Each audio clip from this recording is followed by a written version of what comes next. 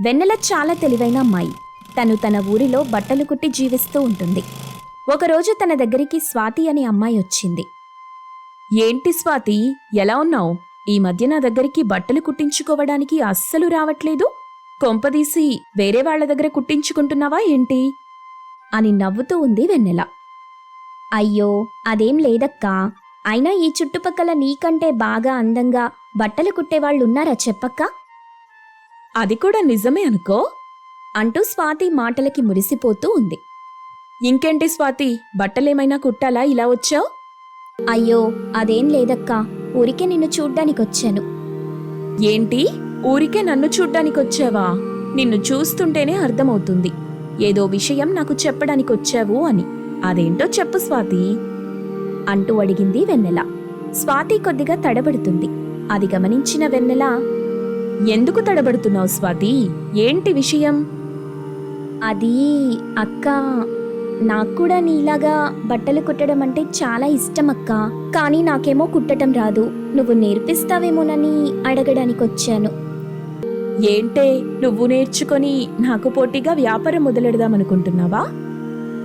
అయ్యో అక్కా, అలాంటిదేం లేదు. అయినా నేను నీ దగ్గర నేర్చుకున్నంత మాత్రాన నీకన్నా బాగా కుట్టగలనా చెప్పు? ప్లీజ్ అక్కా, నాక్కూడా బట్టలు కుట్టడం నేర్పించవా అంటూ స్వాతి వెన్నెలని బ్రతిమాలుకుంటూ ఉంది. ఇక చేసేదేం లేక వెన్నెల ఒప్పుకుంది. సర్లే స్వాతి, నువ్వింతలా అడుగుతున్నావు కాబట్టి నీకు కుట్టడం నేర్పిస్తాను. కానీ నీకు మిషన్ లేదు కదా? అక్కా, నా దగ్గర మిషన్ కోసం కొన్ని డబ్బులు కూడబెట్టాను అంటూ స్వాతి దగ్గర ఉన్న డబ్బులు తీసి తనకి చూపించింది. అప్పుడు ఆ డబ్బు చూసిన వెన్నెల, అబ్బో, ముందే అన్నీ బాగానే ప్లాన్ చేసుకున్నావే. కానీ ఈ డబ్బులు సరిపోవు. ఒక పని చేద్దాం, నేను కూడా కొన్ని డబ్బులు కలిపి నీకు మిషన్ కొనిస్తాను. తరువాత నాకు కొద్ది కొద్దిగా డబ్బిస్తూ ఉండు. అలాగే అక్కా, నీ మేలు ఈ జన్మలో మరిచిపోలేను అంటూ చాలా సంతోషిస్తూ ఉంది స్వాతి. మరుసటి రోజు వాళ్ళిద్దరూ కలిసి బట్టలు కుట్టే మిషన్ కోసం వెళ్లి షాపులన్నీ తిరిగి ఒక మంచి మెషిన్ కొన్నారు. ఇక ఆ మెషిన్ మీద స్వాతి బట్టలు కుట్టడం నేర్చుకుంటూ ఉంది. వెన్నెల కూడా స్వాతి దగ్గర డబ్బులేం తీసుకోకుండానే తనకి మిషన్ మీద రకరకాల బట్టలు కుట్టడం నేర్పిస్తుంది. ఒకరోజు వెన్నెల లేని సమయంలో స్నేహ అనే అమ్మాయి వెన్నెల షాప్ దగ్గరికి వచ్చింది. వెన్నెల లేదా అమ్మా? అక్క బయటికెళ్ళింది. చెప్పండి, ఏం కావాలి? ఒక డ్రెస్సు కుట్టాలి. ఎంత తీసుకుంటుంది? ఇక్కడ డ్రెస్సు కుట్టడానికి చాలా ఎక్కువ డబ్బులు తీసుకుంటుంది తను. ఒక పని చెయ్యండి, ఈ పక్క సందులో మా ఇల్లుంటుంది. నేను కూడా బట్టలు కుడుతుంటాను. ఇక్కడికంటే తక్కువ ధరకి కుడతాను అంటూ స్నేహకి లేనిపోని మాటలన్నీ చెప్పింది. ఆ మాటలు నమ్మిన స్నేహ, అయితే నేను రేపు మీ ఇంటికొస్తాను అని చెప్పి వెళ్ళిపోయింది. అలా షాప్కి వచ్చిన అందరినీ తన ఇంటికి రప్పించుకుంటుంది స్వాతి. ఓ రోజు స్వాతి వెన్నెల దగ్గరికి వెళ్ళి, అక్కా, ఇక నేను ఈ మిషన్ని మా ఇంటి దగ్గర పెట్టుకుంటాను. ఎప్పుడూ ఇక్కడే ఉంటుంటే మా ఆయన తిడుతున్నాడు. ఓ అలాగా, ఈ మగాళ్ళింతేలేవే. ఏ పని చెయ్యకుండా ఇంట్లో ఉంటే ఏ పని చెయ్యట్లేదని తిడతారు. లేదా ఇదిగో ఇలా ఏదైనా పని చేయడానికొస్తే ఇంట్లో ఉండట్లేవా అని తిడతారు. సర్లే, ఇంట్లో ఉండి మంచిగా కుట్టడం నేర్చుకో అంటూ చెప్పి తనని పంపించింది. ఇక ఆ రోజు నుండి స్వాతి వెన్నెల దగ్గరికొచ్చిన కస్టమర్స్ అందరినీ తన వైపు లాక్కొని అందరి బట్టలు కుట్టడం మొదలెట్టింది. అరే, కొన్ని రోజులుగా చూస్తున్నాను, నా దగ్గరికి బట్టలు కుట్టించుకోవడానికి ఎవరూ రావట్లేదు. ఈ ఊళ్ళో ఎవరసలు బట్టలు కుట్టించుకోవటం లేదా ఏంటి అని అనుకుంటూ ఉంది వెన్నెల. ఇలా ఉండగా ఒకరోజు స్వాతి ఇంటి ముందు చాలా మంది కస్టమర్స్ ఉండటం గమనించింది. అందులో ఎప్పుడూ తన దగ్గరికి మాత్రమే వచ్చే కస్టమర్స్ ఉండడం చూసిన వెన్నెలకి విషయమంతా అర్థమైంది. ఈ స్వాతి నన్ను ఎంత మోసం చేసింది! అక్క అక్క అని నా దగ్గర బట్టలెలా కుట్టాలో నేర్చుకొని నా కస్టమర్స్ అందరినీ తన వైపు లాక్కుంది అనుకొని స్వాతి దగ్గరికి వెళ్ళింది. రా అక్కారా అంటూ స్వాతి లేని ప్రేమను వెన్నెలపై కురిపిస్తుంది. మరీ అంత కపట ప్రేమొద్దుగాని నా పైసలు నాకివ్వవే. పైసలా? పైసలేంటక్కా? అదేనే, నీ మిషన్ కొనడానికి నేను కొంత డబ్బిచ్చాను కదా. ఓ అదా, అది నేను నీ దగ్గర పనిచేస్తూ ఉన్నప్పుడు నాతో కొన్ని బట్టలు కుట్టించావు కదా, వాటికి నేనేమైనా డబ్బులు అడిగానా? లేదుగా. ఆ డబ్బులకి ఈ డబ్బులు చెల్లైపోయాయి అంది స్వాతి. ఏమే, నీకసలు కొంచెం కూడా విశ్వాసం అనేదే లేదా? నీకు నేను ఉచితంగా బట్టలు కుట్టడం నేర్పించాను కదా. సర్లే, పామును పాలు పోసి పెంచాననుకుంటా అని చెప్పి వెన్నెల అక్కడి నుండి వెళ్ళిపోయింది. ఈ స్వాతి నా వ్యాపారం మొత్తం దెబ్బతీసింది. సర్లే, ఈ లోకంలో బ్రతకడానికి ఎన్నో దారులున్నాయి అనుకుంది వెన్నెల. తర్వాత ఒకరోజు వెన్నెల పట్నంలో ఉన్న తన అక్క ఇంటికి వెళ్ళింది. అక్కా, బాగున్నావా? నేను బాగున్నానే. ఇంట్లో అందరూ ఎలా ఉన్నారు అని అనుకుంటూ అన్ని విషయాలు మాట్లాడుకున్నారు. మాటల్లో మాట వెన్నెల స్వాతి తనకి చేసిన మోసం గురించి కూడా చెప్పింది. నిన్నే మోసం చేసిందంటే అది అపరమేధవై ఉండాలి. అయినా నువ్వు అక్కడితో ఆగిపోయే రకం కాదుగా. మళ్ళీ ఏం వ్యాపారం మొదలెట్టడానికి ఆలోచిస్తున్నావు? ఇప్పటికైతే ఏం లేదక్కా, ఆలోచించాలి. సర్లే, రేపు మనం షాపింగ్కి వెళ్దాం. ఇప్పటికి విశ్రాంతి తీసుకో. వెన్నెల తన అక్క చెప్పినట్టుగానే ఆ రోజు చక్కగా విశ్రాంతి తీసుకుంది. మరుసటి రోజు తన అక్కతో కలిసి పెద్ద షాపింగ్ మాల్లో షాపింగ్కి వెళ్ళింది. ఆ షాపింగ్ మాల్లో చాలా రకరకాల చీరలున్నాయి. వాటిని చూస్తూ ఆశ్చర్యపోతూ ఉంది వెన్నెల. అక్కా, ఎన్ని రకాల చీరలున్నాయో ఇక్కడ. ఇన్ని చీరలు నేనెప్పుడూ చూడలేదు తెలుసా? అవునే, ఇది సిటీలోనే పెద్ద షాపింగ్ మాల్. ఇక్కడ దొరకని చీరంటూ ఉండదు. నీకు కావలసిన చీర సెలెక్ట్ చేసుకో అంది. వెన్నెల ఆ షాపింగ్ మాల్ అంతా తిరిగి ఒక చీర సెలెక్ట్ చేసుకుంది. వాణి మాత్రం చాలా చీరలు సెలెక్ట్ చేసుకుంది. వెన్నెలా, ఏంటే ఒక్క చీర సెలెక్ట్ చేసుకున్నావు? అక్కా, ఇంత పెద్ద షాపింగ్ మాల్లో ధరలెలా ఉంటాయో నాకు బాగా తెలుసు. నాకొక్క చీర చాలు. వెన్నెలా, నువ్వు చెప్పింది నిజమే, కానీ ఇది ఆషాఢమాసం కదా. ఆషాఢమాసంలో ఇక్కడ చీరలు కేజీల చొప్పున ఇస్తారు. అలా కేజీలలో ఇవ్వటం ద్వారా మనకి ఒక్కో చీర చాలా తక్కువ ధరకు వస్తుంది అంటూ చెప్పింది వాణి. అప్పుడు వెన్నెలకి మనసులో ఒక ఆలోచన వచ్చింది. అక్కా, నాకెంత మంచి మాట చెప్పావే. అయితే నాకు చాలా కేజీల చీరలు కావాలి అంటూ వెన్నెల తన దగ్గరున్న డబ్బులు మాత్రమే కాకుండా తన అక్క దగ్గరున్న డబ్బులు కూడా తీసుకుని ఒక 100 కేజీల చీరలు కొంది. అన్ని చీరల్ని చూసిన వాణి, ఏంటే ఇన్ని చీరలు కొన్నావు? ఈ చీరలన్నీ ఒక 2 ఊర్ల జనాలకి పంచొచ్చు తెలుసా? అందుకే తీసుకెళ్తున్నానక్కా. కొంచెం అర్థమయ్యేలా చెప్పు వెన్నెలా. అక్కా, నువ్వు అడిగావు కదా ఇంకా వేరే ఏ వ్యాపారం పెట్టడానికి ఆలోచిస్తున్నావని. నాకు ఆలోచన వచ్చేసింది. నేనిక్కడ కేజీలలో కొన్న చీరల్ని ఊళ్ళో బట్టల షాప్ పెట్టి అమ్ముతాను అని చెప్పి ఆ చీరలన్నీ ఊరికి తెచ్చి చీరల దుకాణమని పెద్ద బోర్డు పెట్టింది. వెన్నెల తన దుకాణంలో ఉన్న చీరలన్నీ అందరికీ కనిపించేలా బయటపెట్టి అమ్ముతూ ఉంది. కాని ఎవరూ కూడా తన దగ్గర చీరలు కొనడానికి రాలేదు. దాంతో కొన్ని చీరలు తీసుకుని ఇంటింటికి వెళ్లి అమ్మటం మొదలెట్టింది. అక్కా, ఈ చీర నేను పట్నంలో కొని తీసుకొచ్చాను. ఇదే చీర అక్కడైతే 500, నేను మాత్రం ఇక్కడ 300కే ఇస్తున్నా.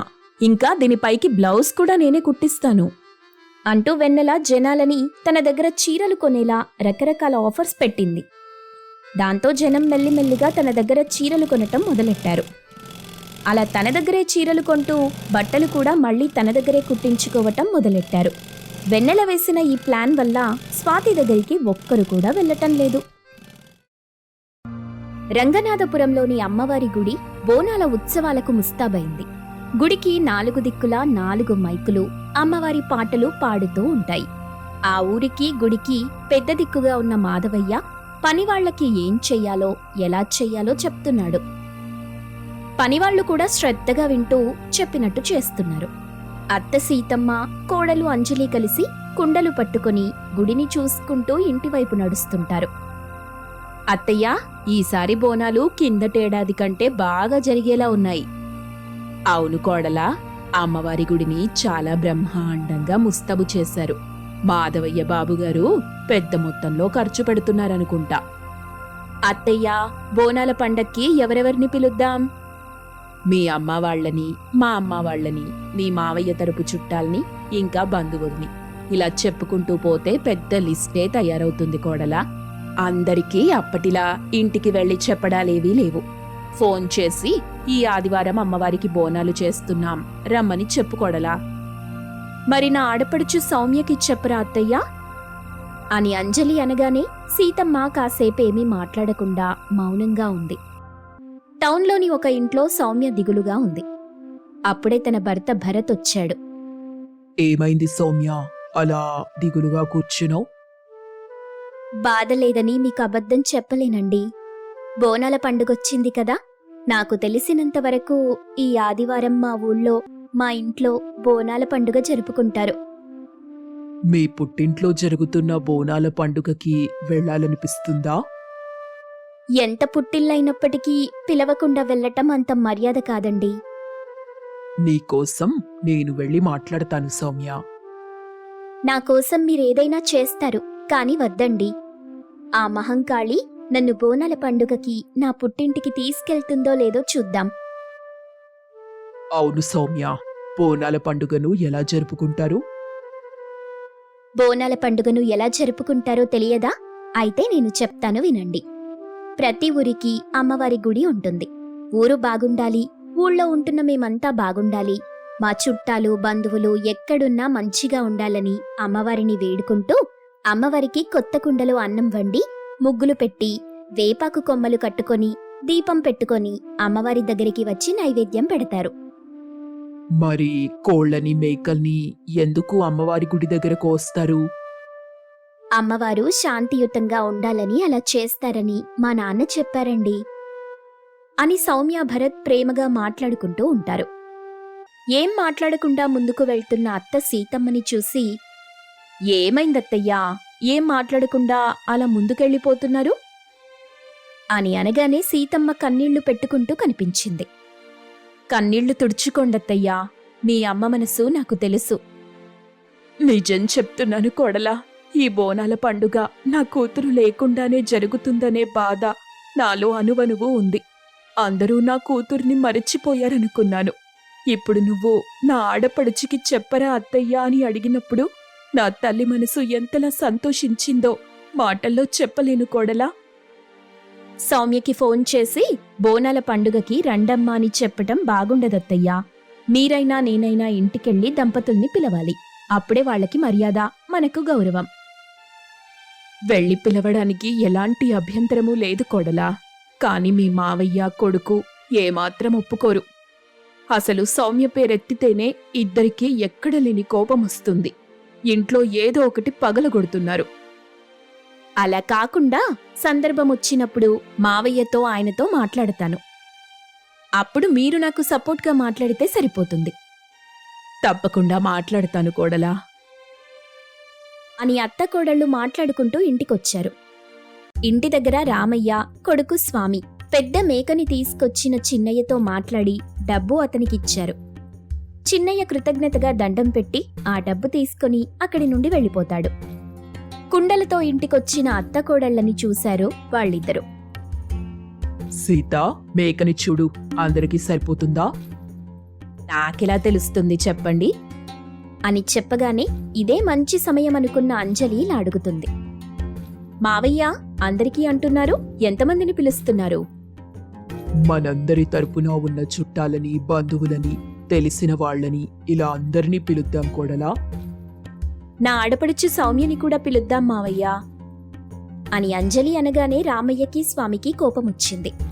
కోడలా, ఇంకెప్పుడు మా ముందు సౌమ్య పేరు ఎత్తకు, తన గురించి మాట్లాడకు.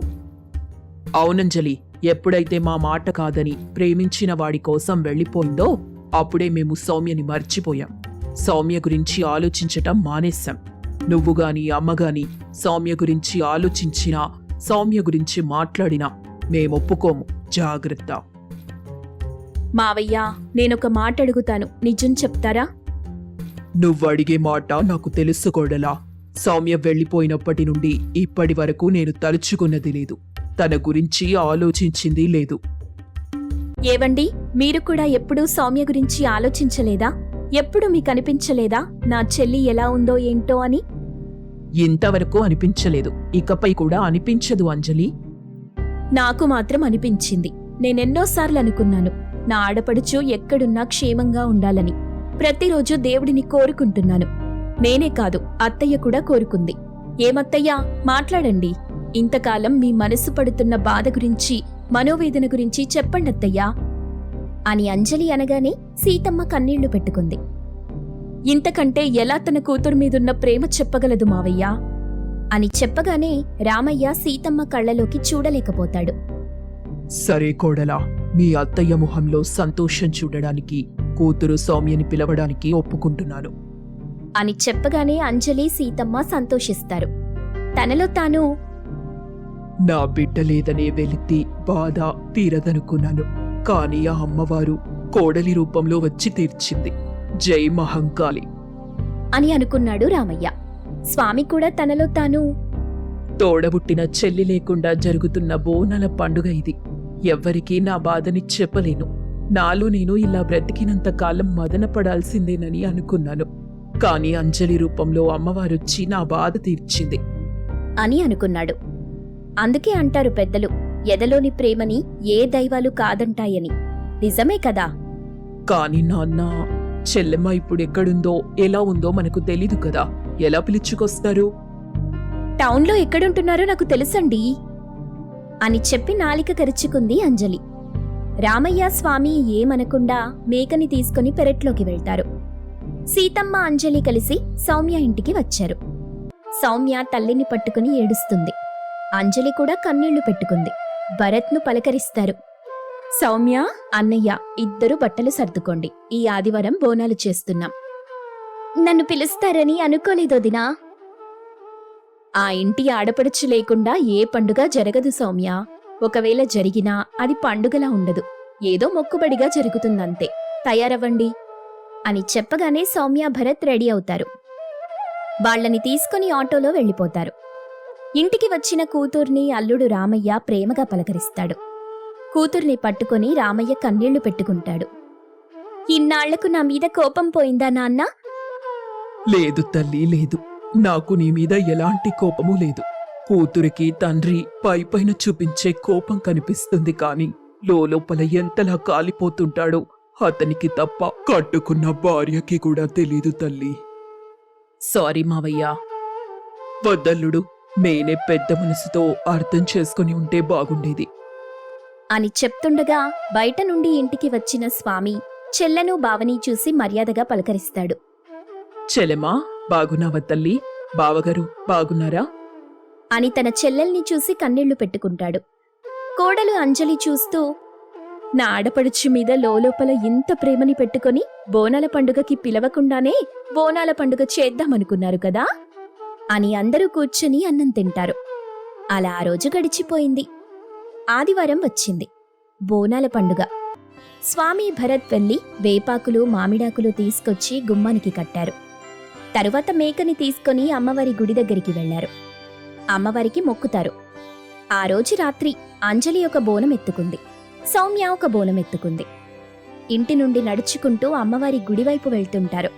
ఒక మైకులో నుండి, ఈ బోనాల పండుగ సమయంలో ఆ 3 లోకాల తల్లిని తమ ఇంటికి వచ్చిన ఆడబిడ్డలా భావించి ప్రత్యేకంగా భక్తితో బోనం చేసి అమ్మవారిని కొలుచుకుంటారు. అంతేకాకుండా దగ్గరలోని గుడిలో తమ కులదైవమాలయంలో బోనం వండుకుని తీసుకెళ్లి నైవేద్యంగా సమర్పిస్తుంటారు. కొందరు అన్నం, కోళ్లు, మేకల్ని కూడా ఆలయాల దగ్గర బలిస్తుంటారు. బోనాలను తలపై పెట్టుకున్న వారిలో స్వయంగా అమ్మవారే ఉంటారని కూడా భక్తులు నమ్ముతుంటారు. అందుకే ముఖమంతా పసుపు, కాళ్లకు పసుపు పారాని, చేతుల నిండా గాజులు, అచ్చం అమ్మవారే నడిచి వస్తున్నట్టుగా బోనాల పండుగను జరుపుకుంటారు అని వినిపిస్తూ ఉంటుంది. బోనాలు ఎత్తుకున్న అంజలి, సౌమ్యలు గుడి దగ్గరికొస్తారు. అమ్మవారికి నైవేద్యం పెట్టి ఇంటికి వెళ్ళిపోతారు. రాత్రి 10 గంటల సమయం. అందరూ కూర్చొని కూల్ డ్రింక్స్ తాగుతూ కబుర్లు చెప్పుకుంటూ బోనాల పండుగని ఎంజాయ్ చేస్తుంటారు.